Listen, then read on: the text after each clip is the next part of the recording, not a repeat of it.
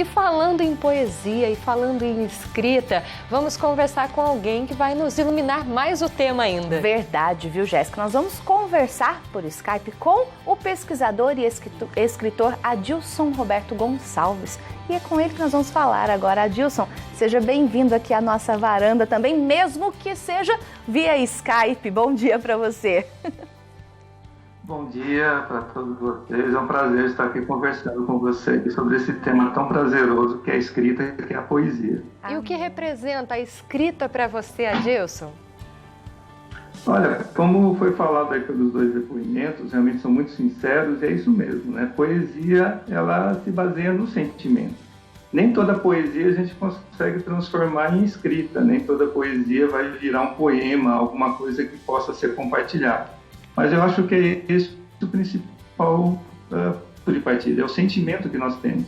E como foi falado, né, você tem os problemas e, às vezes, não ter como se expressar, como aliviar certas tensões. Especialmente agora, quando nós estamos nesse momento de muita reclusão, nesse momento de muita solidão até, é muito importante que a gente utilize desses instrumentos para poder extravasar um pouco os sentimentos. Nada melhor do que a poesia.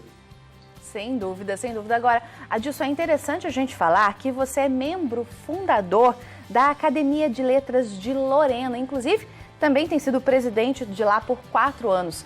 É importante a gente saber, né, que também é necessário ter uma academia como essa, ter lugares como esse para divulgar, difundir cada vez mais a beleza da poesia, não é?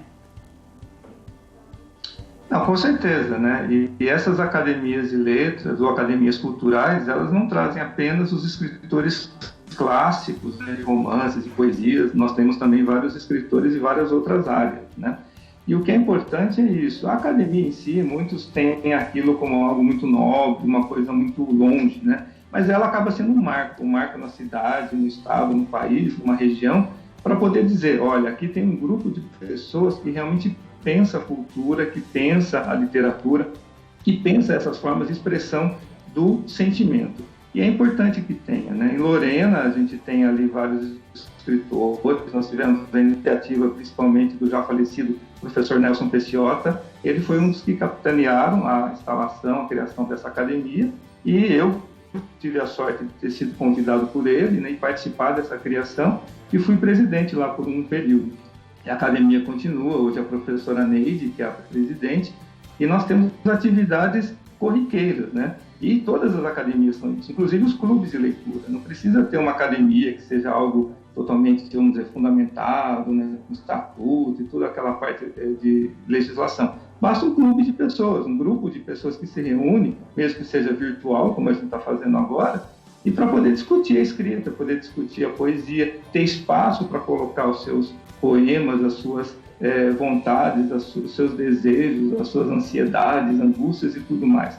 Hoje, com esses espaços virtuais que nós temos, é até muito mais fácil do que era quando a gente se limitava com a questão escrita, porque você precisava ter uma obra publicada, você precisava ter uma impressão, uma distribuição. Hoje, os instrumentos são outros, né, diferentes, é claro, mas são mais fáceis. A gente tem que saber utilizar isso também, especialmente para o jovem, né? Ele tem que saber utilizar esses espaços para poder expressar. E a academia acaba sendo um marco. É importante que haja, mas ela não é um fim por si só. Ela não precisa ser somente a academia que é o ponto importante. Não, é tudo aquilo que ela cultiva, tudo aquilo que ela propicia no município. Lorena já era uma cidade cultural quando foi fundada a academia, por isso que foi fundada a academia, mas ela acaba sendo também ali um catalisador para várias outras ações e transformações culturais no município. Que bom, que alegria, né? Eu tive a graça de conhecer, sabe, Adilson, Nelson Pecciota, fui aluna da Neide também e eu sou muito feliz por isso. Agora, as pessoas que estão nos acompanhando aqui sobre esse bate-papo, sobre escrita e têm o desejo de começarem, então, a escrever versos, poesia, qual é a sua dica para iniciarem nesse processo tão bonito da vida? Pegar a caneta na mão, pegar o lápis na mão, ou então pegar a tela do computador, o digital, ou o teclado aí no celular, qualquer que seja o instrumento, e começar a escrever, né? Nós temos que pensar o seguinte, né? O sentimento está dentro de nós. Quando você coloca para fora, é uma parte desse sentimento que vai. também o poeta tem essa angústia, né? Nem tudo aquilo que ele coloca para fora é exatamente aquilo que ele está sentindo. E às vezes quem lê não sente exatamente aquilo que ele sente, mas isso faz parte da natureza, não tem como evitar. Mas comece a escrever. Nós temos vários aqueles programas, né? O projeto chamam poetas, escritores de gaveta, que significa que as pessoas acabam exercitando bastante, acabam escrevendo bastante, mas deixam lá seus escritos guardados numa gaveta, ou agora, né, na memória do computador, ou num site aí meio perdido na internet. Coloca isso para fora, né? Eu acho que o exercício é a melhor forma de fazer. Comece a escrever. Talvez você seja um poeta, um escritor, e não sabe, porque você não passou a exercitar isso. Mas tem que ter muito exercício, tem que ter, obviamente, vai ter muita frustração, muita coisa que você vai escrever e acha que aquilo é bonito, belo, e talvez seja muito falho, muito simples, mas não importa, o importante é que seja seu, que você vai aprimorando. E outra, é como um exercício ou um esporte, né? Você tem aquela parte da esportiva, a parte ali do jogo, por exemplo, mas você tem por trás todo o treinamento, todo o preparo físico. Esse preparo físico, para quem quer escrever, é a leitura.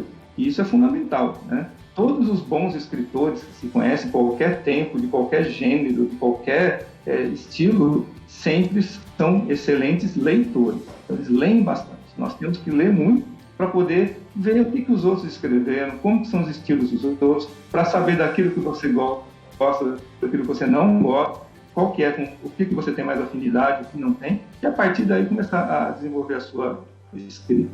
Mas as duas coisas, lê bastante e escreva. Escrevam nos canais que existem. Hoje tem vários fóruns onde você consegue apresentar os seus poemas, apresentar os seus trabalhos e até ser julgado por isso, com concursos. A própria Academia de Letras de Lorena fez um concurso recentemente sobre Ruth Guimarães, que foi a nossa madrinha da Academia centenária, né, que completaria 100 anos esse ano.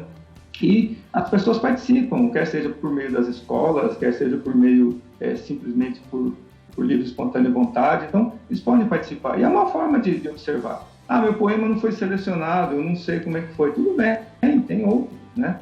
E vai escrevendo. Então, acho que essas são as duas práticas importantes. Põe para fora. Escreve, usa aí. Eu sempre ando com meu bloquinho de notas. E agora também estou usando aí o próprio WhatsApp para poder fazer algumas mensagens para mim mesmo, né? Quando eu tenho alguma ideia, alguma frase, alguma coisa que seja interessante, mas eu não abro mão de notas com a minha caneta para poder escrever. Utilize isso, né? Passe a escrever, faça isso um exercício de vida, né?